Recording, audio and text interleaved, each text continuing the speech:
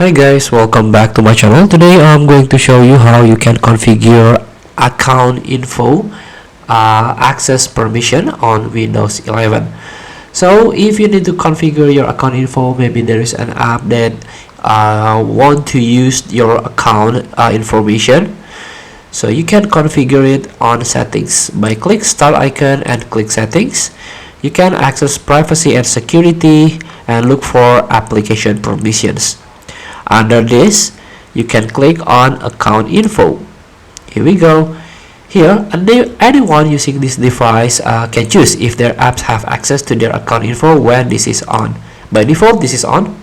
So let application access your account info. Choose which apps can access your account information. For example, like email and accounts, you can turn this on. Feedback hub, if you use feedback, if you use interaction with the Microsoft, you can turn this on. And this is Microsoft content, you can turn this on if you download or use Microsoft services from marketplace or anything that connect with Microsoft.